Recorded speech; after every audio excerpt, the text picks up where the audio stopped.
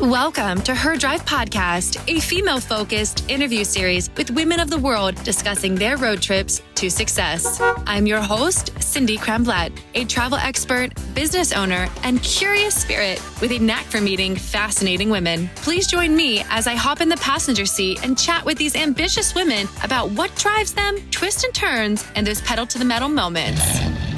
Let's drive.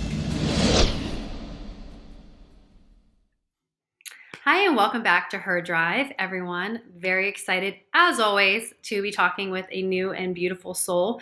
Caitlin and I have not met in person. Sometimes I have the honor of connecting with people in like physical reality first, but that hasn't happened. However, I do know some other folks who she is assisting with at their organization or their church, I should say. And I'm just really pumped to be having Caitlin Riley here, who is a creative strategist and psychedelic integration coach with Heroic Path to Light, and is a director at the Psychedelic Society of Texas. Thank you so much for being here, Caitlin. You are certainly trailblazing in a very interesting way. And I would just love to know more about kind of the genesis of your story and how that's led you to psychedelics, which seems to be a pretty hot topic right now for people across not just the country, but across the globe.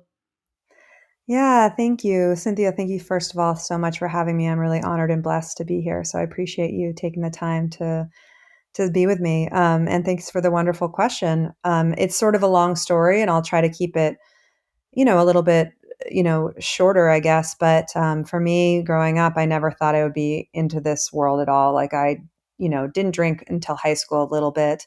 I never considered myself someone who wanted to lose control with something related to psychedelics, but the path really started for me when I was faced with a bout of chronic illness for many, many years, autoimmune disease and Lyme disease and different health challenges that I could not find answers to.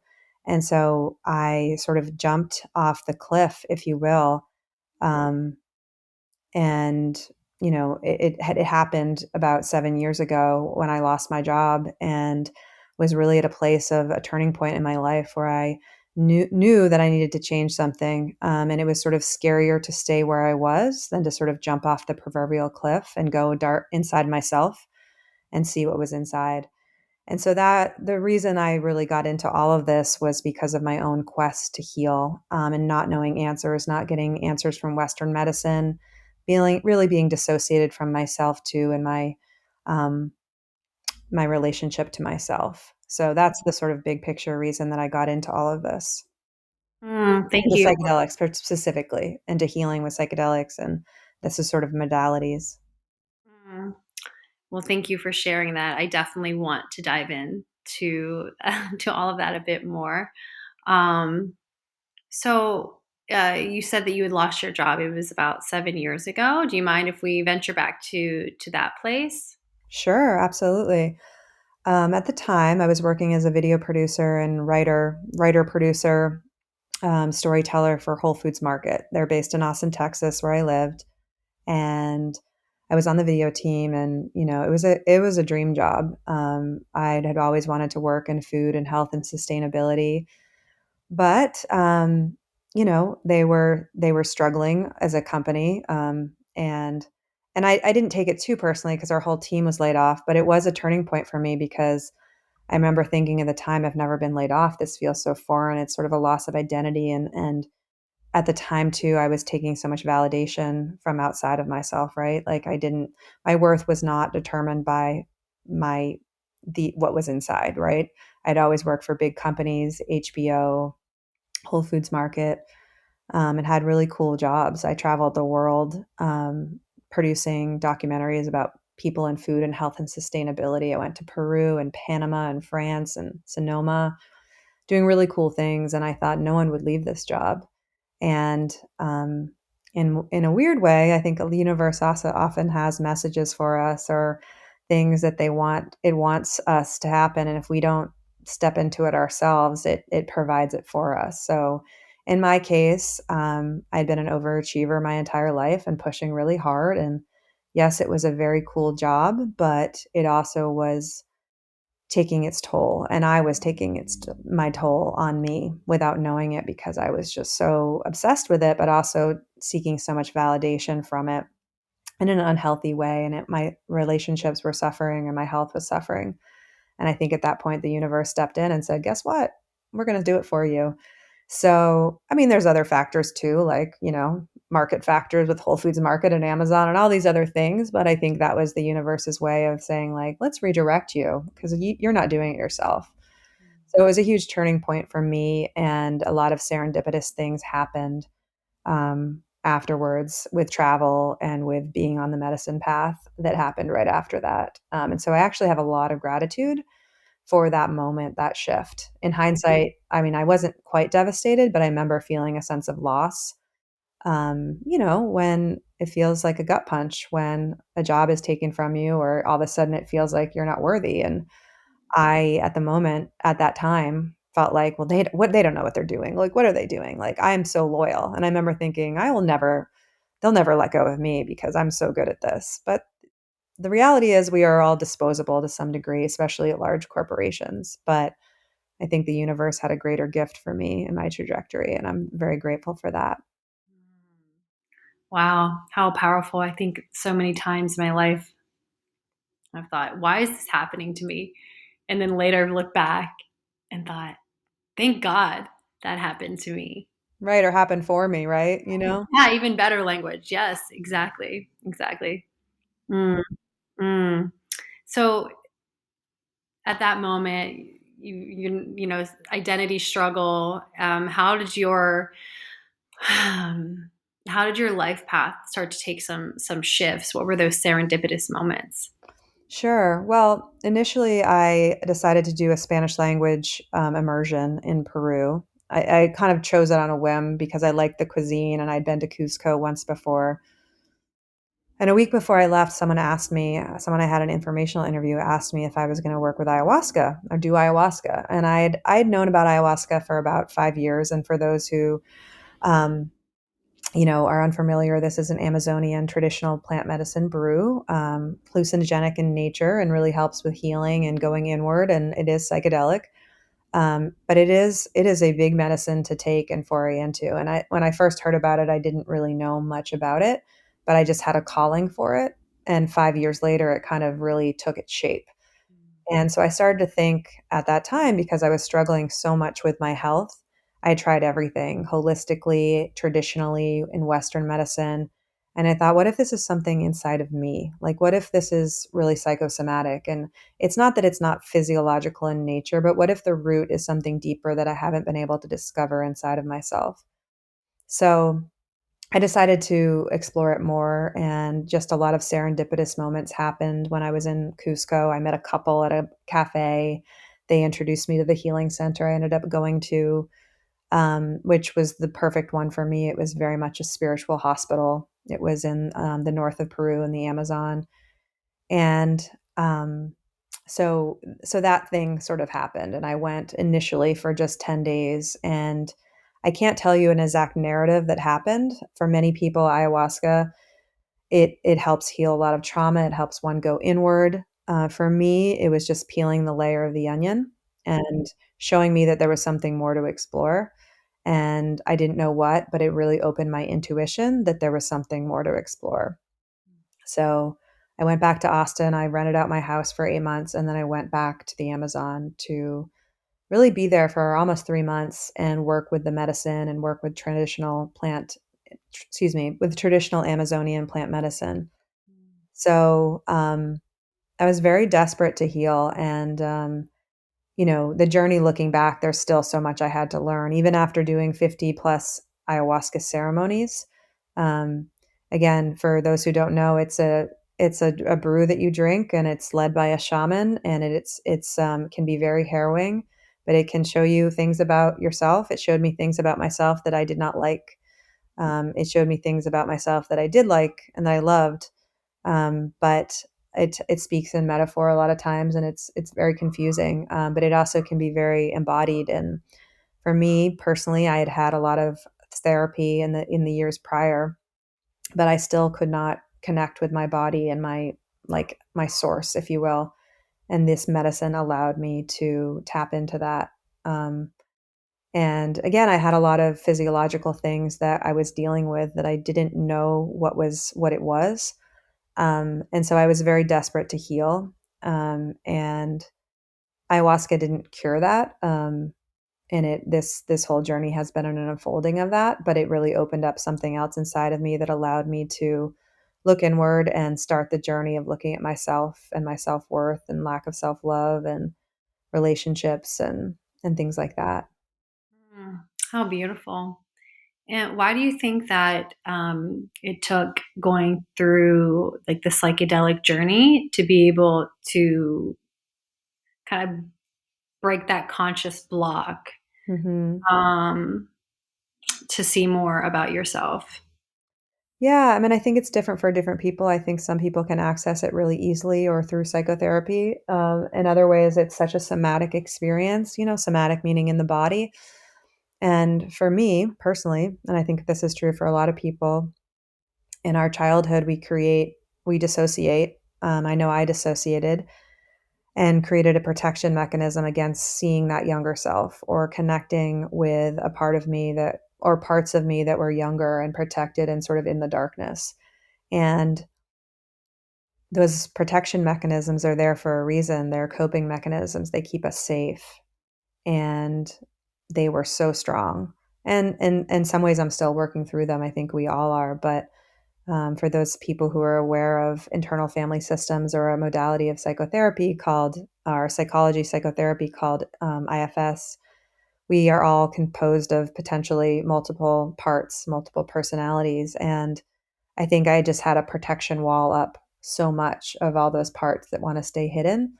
And I think with psychedelics, not all the time, but they are catalysts to help open up those parts of ourselves and allow us to, with safety, sometimes not with safety, right? In some cases, it can be like a band aid being ripped off. And that's where we have to be careful. But allowing access to those parts and getting through those walls that are limiting beliefs. And gosh, I mean, the I think of the energy that's created to create that protection is so beautiful and so strong, and yet sometimes impossible to kind of mount or get through because of the protection that's created. So I do think these medicines, ayahuasca and many others, allow a sort of unfolding of those. And I think I don't know how I would actually phrase this, but I think the medicines are allow access to our higher selves. In some ways, maybe they could be equated to our higher selves.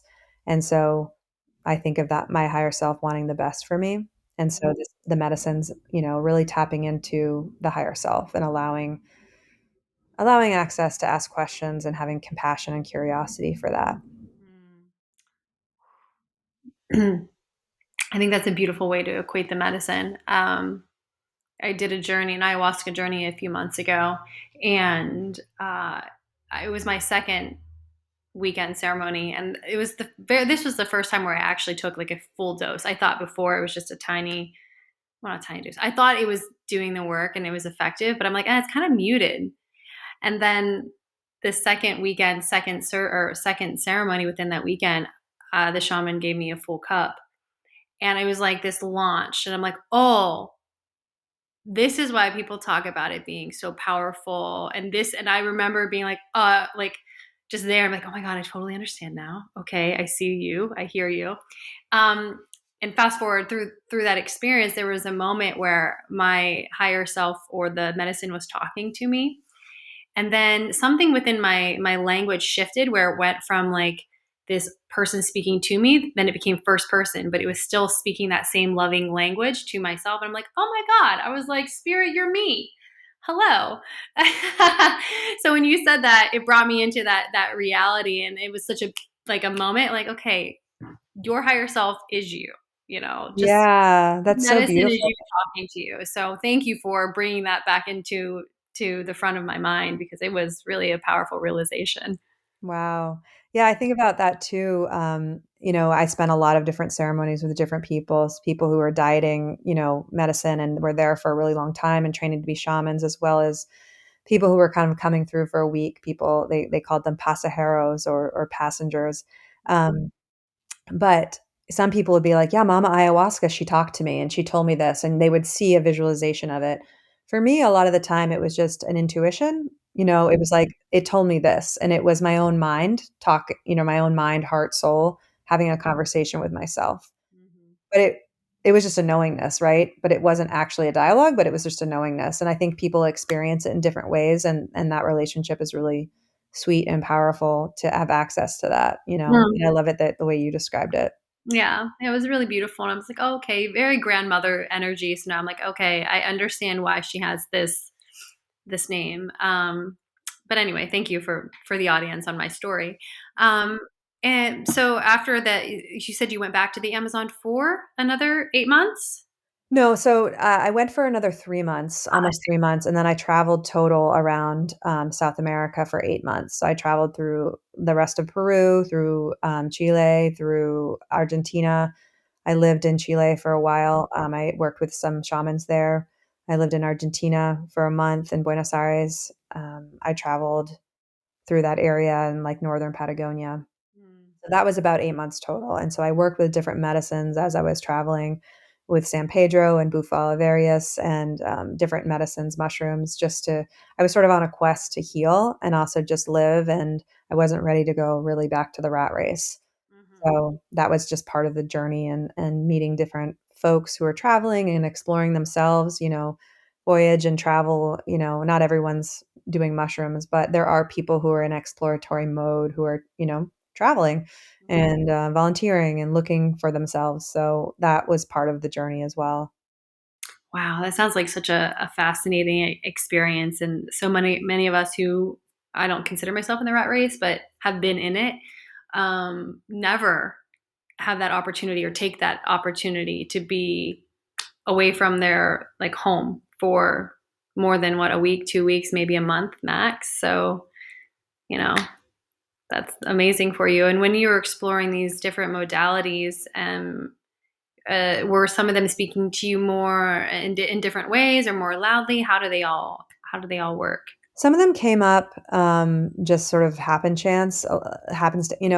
by chance, excuse me. But I don't think anything's by chance. I was in the Sacred Valley in Peru and near Cusco, and so San Pedro Huachuma medicine, cactus medicine is a big medicine there. So that's very different from ayahuasca. It's mescaline based, but it's a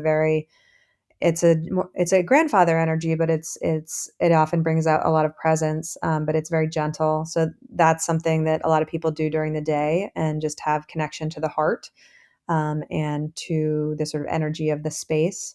So that was something that came up. I later, I don't. Again, there's just different things. Some are connection to the land. I lived in Nicaragua for some time, and I hadn't really done mushrooms before that, to be honest. And that experience was getting mushrooms off of cow patties on the island that I was living in and having that first experience there. So, and then later I traveled to Africa to work with a medicine called Iboga, which really very much called to me. That's sort of jumping ahead a little bit, but so all of them just kind of came in an intuitive way.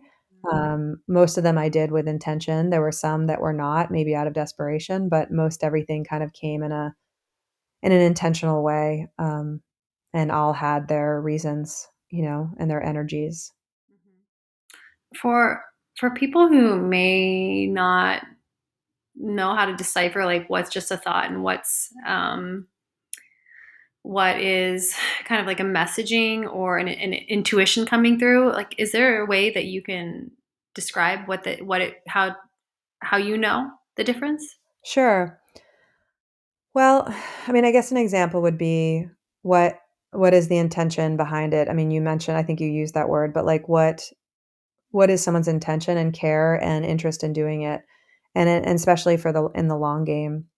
So for me different medicines had come up different times, and they didn't necessarily come up immediately. I think it's a little bit dangerous when someone's like, they heard about ayahuasca last week, and like I'm saying for example, if they hear about it last week and all of a sudden they just want to do it this week. I'm not saying that's a bad thing. In some cases there might be a veteran out there or someone who's dealing with severe PTSD or depression where that is called for, but I think sometimes it's like our intention and how much thought goes into it.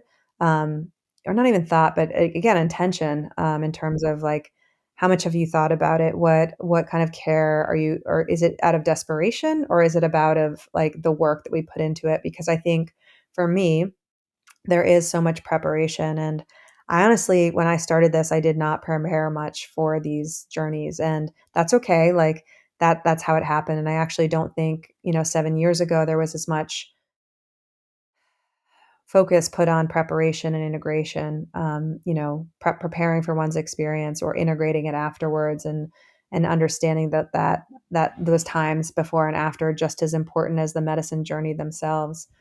But I guess the biggest thing would be, are you ready to do the work? And in those cases, I knew I had to do work. I'd say it's much different now, even compared to then, but understanding that this isn't a quick fix. And so a thought would be like, am I in a good place before I venture into this journey? Do I have a support system? Am I stable in mind? Is there like a looming event that's happening in my life that's making me uneasy? So I think a thought versus a calling is just really like weighing it out and making sure that we're set up for success. Because I think the one medicine, I don't really want to go into all of it, but that I feel like I just did out of a rush because I wanted an answer was Bufo alvarius. And I didn't have the best experience because I think I had a lot of greed. Maybe that's too strong of a word, but I wanted too much out of it, versus knowing, just being going into a little too strongly and wanting something so badly from it, versus being willing to do the work. Sure. Well, mentioning the intention and then the integration is something that, in my experience over the last couple of years, has just naturally come through. Where, like having the space before and after, and support, which, kind of fast forwarding a little bit with your work with Heroic Path to Light, it seems like they're one of the entities that are facilitating for people and doing it in a way that has so much intention behind it, and a system and a process. And there's a lot of reasoning why it's set up that way. And I mean, I'm not within the church, but or within them, but it just seems like that would be much more effective in creating a sense of community for people who maybe in their home state don't necessarily have that, so they have these other people who've been in the experience with them as well as the team to support them. Right. Yeah, Yeah. absolutely. Um, and just for people who don't know, Heroic Path to Light is a nonprofit and theogenic church.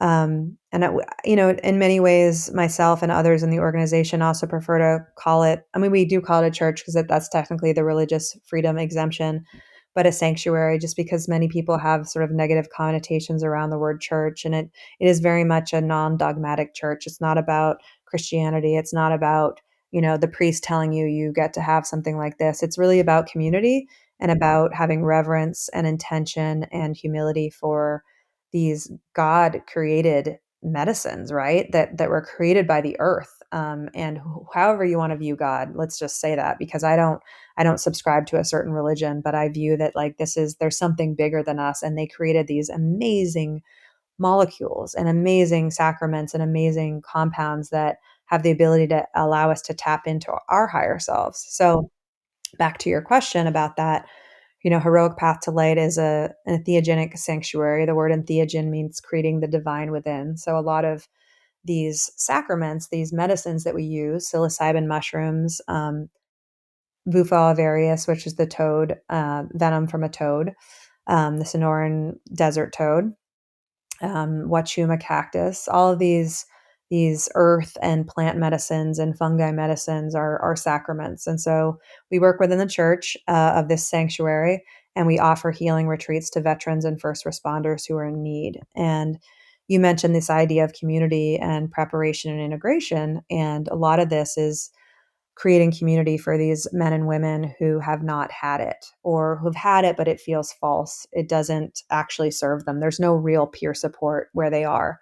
They're told it's not okay not to be okay. They are every other day going back into a mess of a situation in terms of trauma, right? Being a first responder, an active duty firefighter, or being in the military, or working through PTSD where that past haunts you. So we offer 5-day healing retreats. And then on to that, it's a 25-week program where there's preparation and integration. And that is really allowing people to set themselves up for success and allowing them to know that it's not really the peak experience that's going to heal them. It's the community and the people that they create around them to support them. And it's them, it's the work that they do on themselves. So these experiences can be life-changing, and these medicines are truly catalysts, but all that work we do beforehand to set people up for success, to break down those walls slowly, to allow them to be allow them to be vulnerable, especially with men who, in our culture that's not taught to be open-minded and open with each other, right? And allowing them to just be a support for each other when they're going through really difficult times. And then these medicines can help them connect with their that part of themselves that, you know, um, when their child like was unscathed and the truest form of themselves. So it's a huge part of it and of the work that we do. And in my mind, it's some of the best out of there. I don't think there's other programs that have such a comprehensive um, program or sessions in terms of the preparation and integration. So that's just so powerful. It must be. Going back into your story, and thank you for sharing a bit more about Heroic Path to Light and how they're set up. Um, um, so you mentioned you're in Africa, so you're traveling around essentially and having these experiences and following your intuition. What eventually brought you back to Texas, and then ultimately led you into being in the psychedelic world and in the capacity that you are now? Sure. So I mentioned that I'd traveled to Africa and I'd worked with a medicine called iboga. And iboga, some people know it as ibogaine. Ibogaine is the main alkaloid that people know from iboga, but it's a very strong medicine for substance misuse and opioid addiction. It can really kind of scrub the opioid receptors clean, and for people who have substance abuse, it can take away withdrawal, and then it really can help with the addiction. But what it does is it goes into the mind and the soul and provides a life review and really allows one to see their life, almost in some ways as like cracks open the third eye, and in some ways provides like a life review and a film strip. So but for me, I didn't actually have substance misuse, but I just had a calling. And that's where I think intuition plays a big role into this, is I just had a calling for this medicine. And I'd worked with a lot of different medicines, and I thought maybe this can show me something. Like I just had this intuition. So I ended up working with it initially in Costa Rica, and then later traveled to Africa to be an initiate into the Bwiti tradition. And the Bwiti is a tribe that works with this medicine, has for thousands of years. And it's not necessarily a religion or a cult, but it's a way of life, and it's something that's been part of their culture for years. And rites of passage and hunting and different things. And so, for me, it was a powerful medicine for many reasons. One is I later was diagnosed with a nervous system. It's called POTS, postural orthostatic tachycardia syndrome, or it's a dysautonomia where your nervous system, is basically backwards because the result of different things that are happening in one's body, and the limbic system and the nervous system just goes awry. But it took me 11 years to get diagnosed because a lot of doctors had no idea. It's really only becoming more popular as a diagnosis because of long COVID, because the two are very similar. But I um, I was called to Iboga, and Iboga overnight. The reason why I'm sharing this is because two things. One is overnight it cleared up the symptoms. It didn't do it permanently, but it gave me a taste of what it was like to feel like I had a nervous system that could be regulated and normal, and have a breath that was slow, and to feel like oxygen, coursing through my legs, and feel like the life force of the chi, which, when I hadn't had it for many years, it was the new normal. It felt awful, but I didn't I didn't know what it felt like to have a normal breath again. So Iboga did this. And it also showed me with utter clarity in the way that many psychedelic medicines do, with this sort of intuition, that I had been talking trash to myself my entire life. And I would never talk that way to a friend. I would never talk that way to an enemy. And yet I was talking that way to myself. And I was also viewing the world with the sort of half glass, half empty.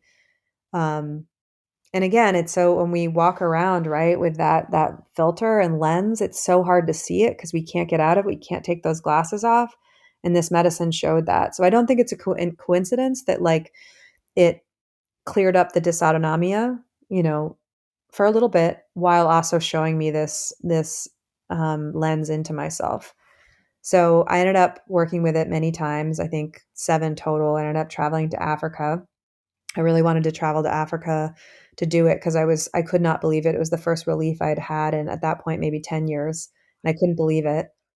And I wanted to go to the plant but I would say the other thing too is confusion. Like, what is this plant that has been used for thousands of years that shows me this enormous, like, grace and power into myself, or lens into myself? Um, and scientists are researching for opiate addiction, but it's doing something on other receptors, acetylcholine transmitters, like we don't even know, they don't even know. And so it was this huge feeling of like, what is this magical medicine? So I wanted to explore it, so I went and I did that. And I was in Africa for about 2 weeks with a group of people there, and was initiated into this tribe with other men and women, and it was very powerful and meaningful. And it was just that was the end of 2018, and it was, it was a very powerful journey. But after that, I ended up traveling to Colorado.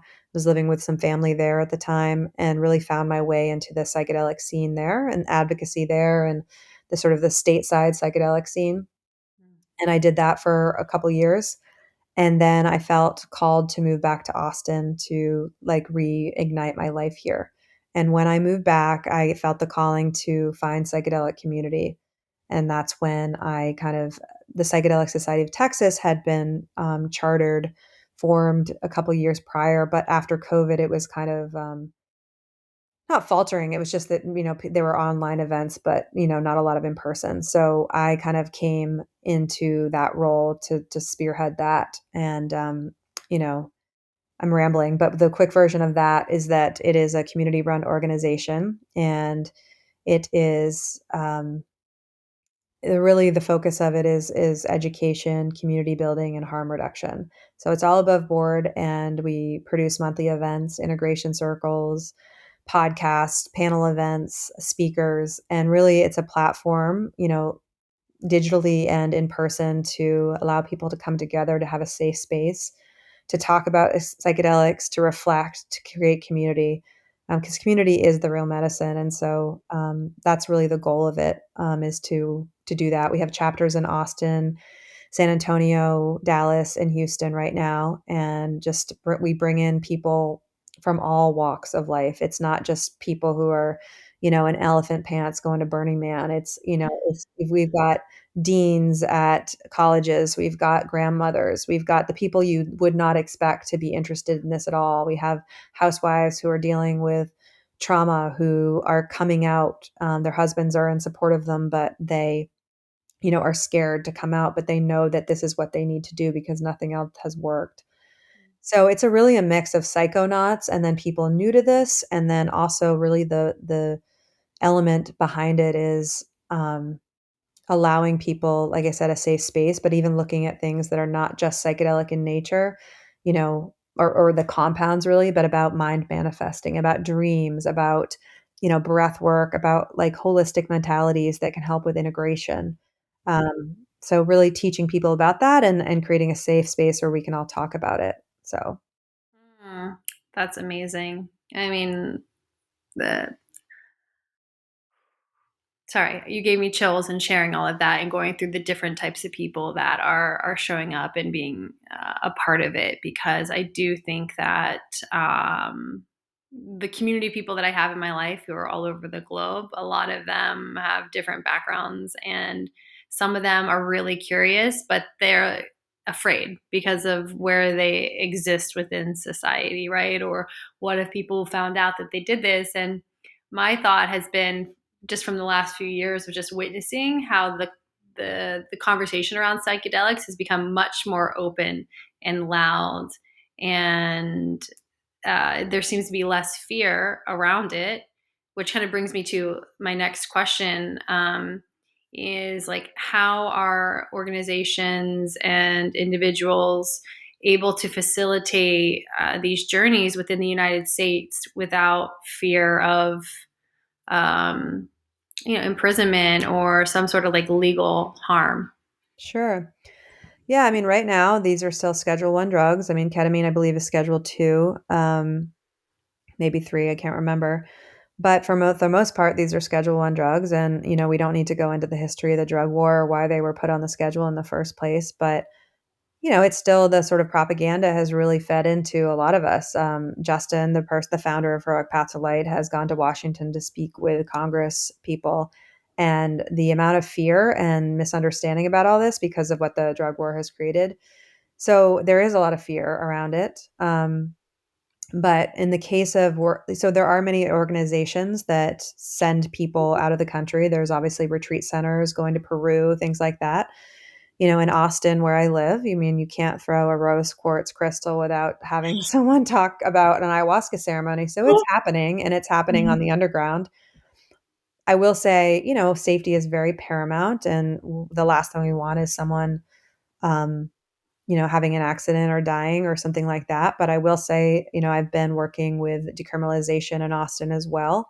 And the cops are not going after people doing mushrooms, even cannabis anymore, that which has been decriminalized in a low level. They're going after fentanyl and things like that. But it's still something to take seriously because someone who is a nurse who could lose her license, or is in possession of something. So the way that Heroic Path to Light, again, the name of the church and organization sanctuary that I work for veterans and first responders, is it's under the auspice of religious freedom, and that this is a sacrament and that it's protected under the Constitution, to commune with these medicines in an honorable and respectful way, and to do so through community building and to do so through reverence and intention. So I think, at the end of the day, there's going to be certain people that are fearful of that, but the people that I work for, Justin, and then the people who are attending these retreats, I say desperate, and I say desperate not in a bad way, because there is a lot of work that goes into this. It's not something like a decision that's done quickly,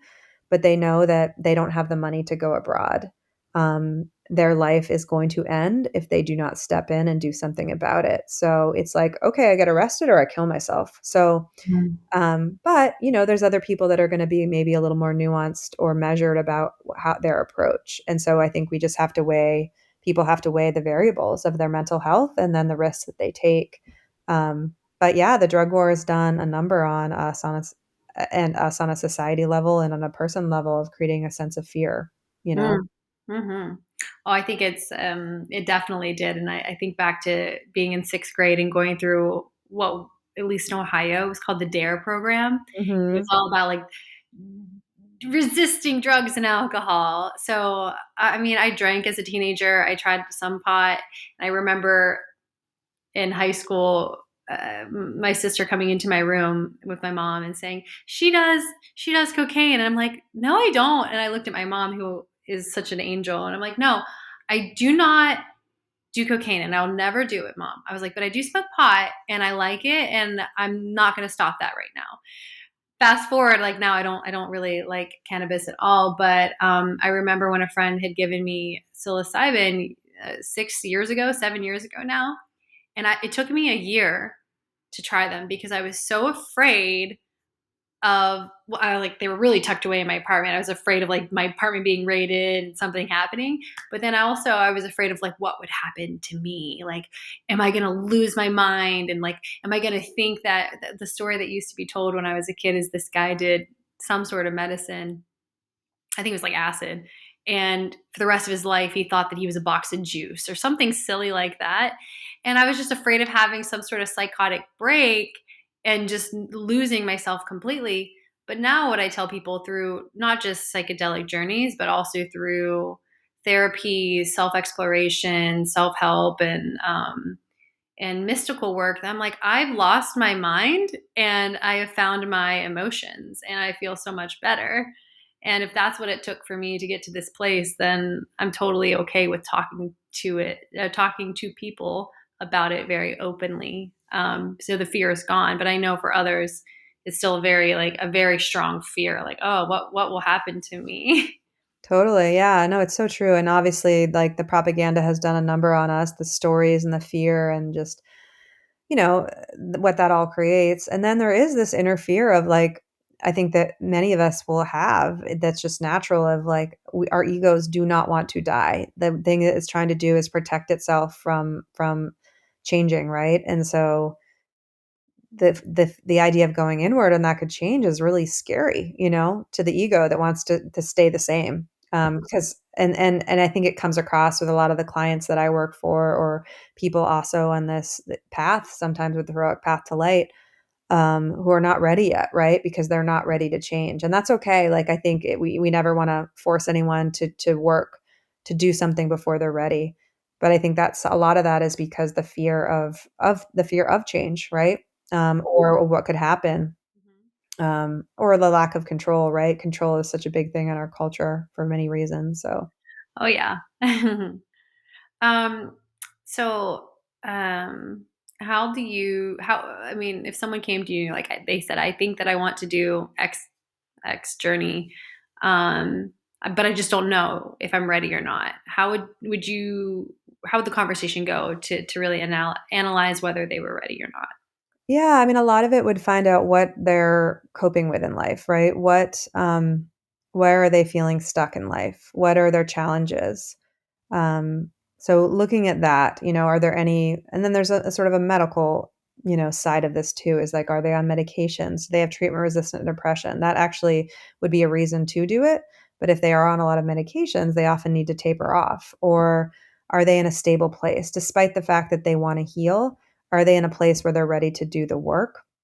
So I try to offer to people that this journey can be extremely powerful depending on the medicine, but we it is really about it's not just about the peak experience of that. It's really about doing the work and doing the preparation and taking oneself seriously and doing the integration work. So I think the thing that I'm most concerned about when I do coaching with people is, are they ready to do the work? You know, and are they ready to look inside themselves, and are they so there's a lot of different things like that, this sort of bigger picture. And then it's like, what is their relationship to altered states? So they had other psychedelic experiences, even if they're sort of recreational in the past. Or what is their relationship to stillness, you know, or meditation? Do they have any spiritual practices that can allow them to calm their body and mind if they get into a situation during a journey that could be difficult? Um, so again, that's not a must, but it's you know, I think many of us, myself included, I was willing to go on that risk, to, you know, take that jump, that leap of faith because I was so desperate, but I was also ready to sort of do the work. So I try to find out like how ready are people to do the work. And then in addition to that, like, do they have stable support system in their life, at least one or two other people that can support them? A sense of community, you know, in many ways, people may not have a huge community, but if they're gonna go back to a life afterwards that is isolated and, in lack or, you know, volatile or in a toxic relationship, you know, this medicine could provide a respite, but if they're gonna go back to that toxicity or back to that isolation, it can be very dangerous.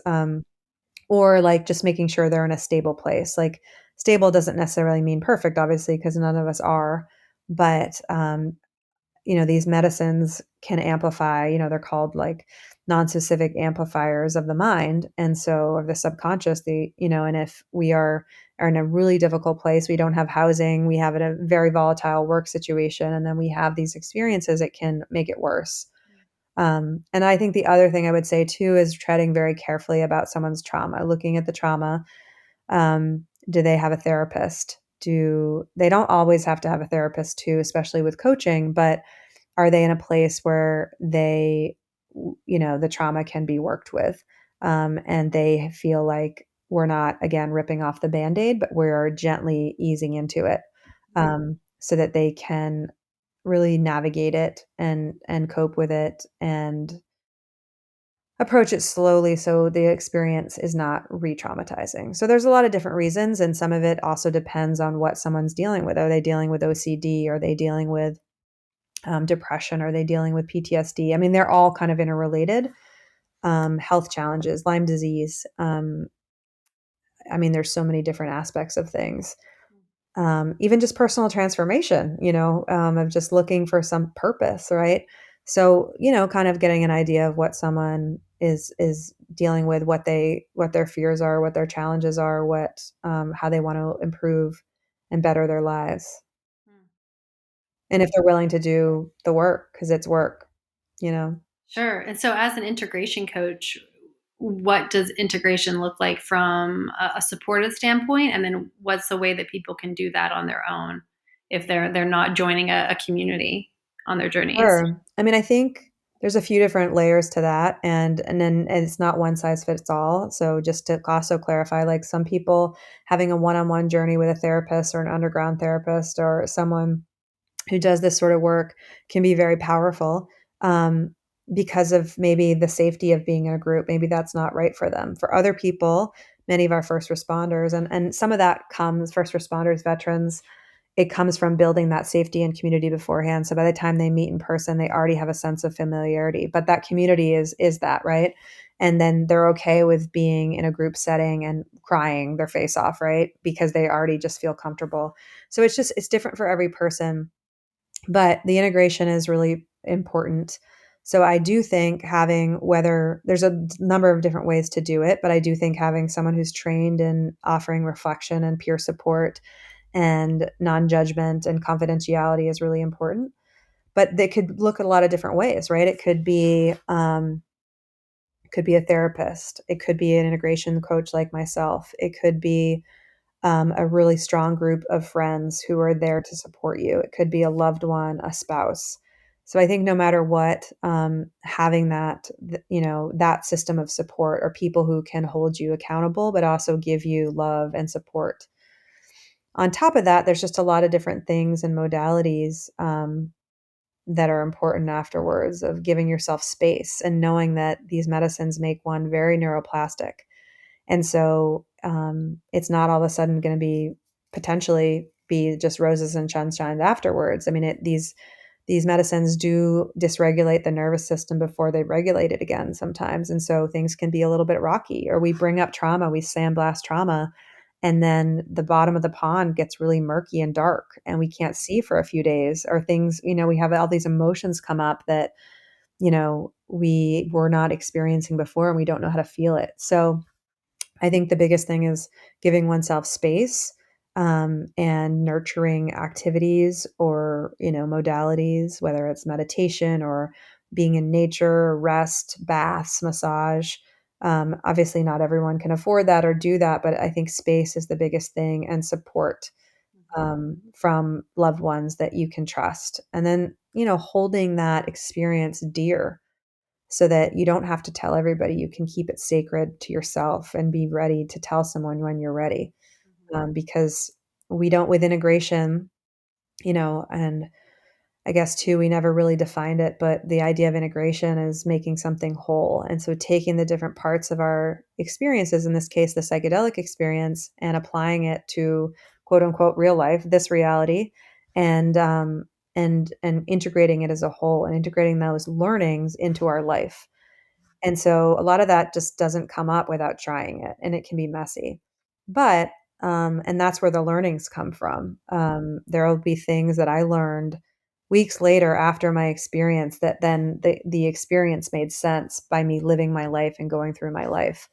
So I do think it's really, really important for people to take it seriously. It's awesome for someone to talk to, an experienced person, but at the very least, having a community or a support system, because these medicines just amplify what's already in our lives. So if we're going back to a situation where we have no support, or we're isolated, or we're in an abusive relationship, it's just going to make the situation worse. Sometimes it does serve as a catalyst for maybe us to take steps to get out of those relationships, but we can easily be sucked back in because we're very neuroplastic and very, I guess it's possible to just be swayed by other people too because we're neuroplastic. Very good. That's so helpful. My favorite question to ask everyone, and I'm very much looking forward to your answer. If you could go back in time and speak to a younger version of you, what age would you be, and what words of wisdom would you share? That's a good question. Thank you for that. I think I would probably do high school, younger high school, like 13, 14, freshman year. And I guess the bigger thing I would say to myself is just you're taking it way too seriously, and that's been a sort of a story my entire life of being validated from things on the outside, being an overachiever, finding finding worth from things outside of me. And I think for me, the value of play and love and connection and just recreation in the truest sense of letting go and being more in flow. For me, a lot of my journey has been about letting go of the masculine do, and allowing the divine feminine, that sort of flow and allowance and acceptance. Not that everything's so binary, but I wish that part of me that at that age could have relaxed a little bit more, and not been so attached to the doing and the achieving, and just letting go more and realizing that it's just life.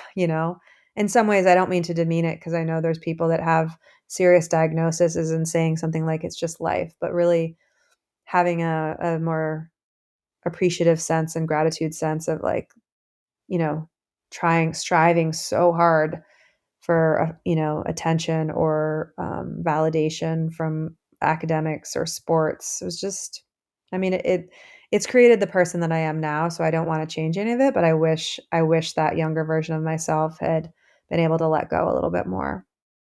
Sure. Well, are you finding ways to play now and tap into the divine femme? Absolutely. Yes. I mean, that is my work right now for sure. And I've been doing more of it and letting go and, whether it's, in ways that I've been dating or hanging out with my dog or ecstatic dance or trying new things or just being in flow. Um, and just finding the space between things, I think in music, we need that empty space between notes to actually hear the whole composition, right? And so I think that's the same way in life, this idea of rest, you know?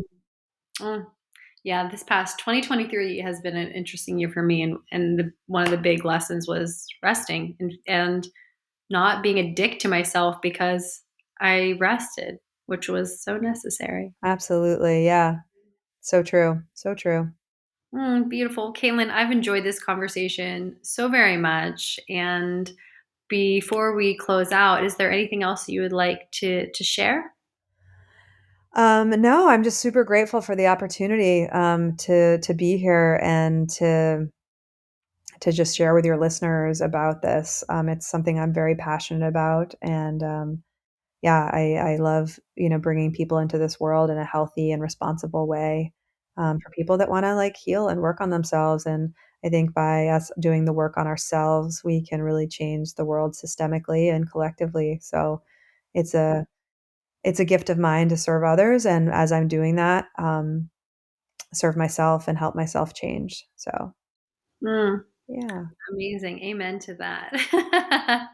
Well, beautiful. Well, how can the listeners find you and follow your work and some things that you have coming down the pipeline? Absolutely. Yeah. Thank you for sharing. My main website is caitlinriley.com. But I also, with the psychedelic work that I am doing, it's the Psychedelic Society of Texas. So it's PsyTexas, PsyTexas.com, and then heroicpathtolight.org.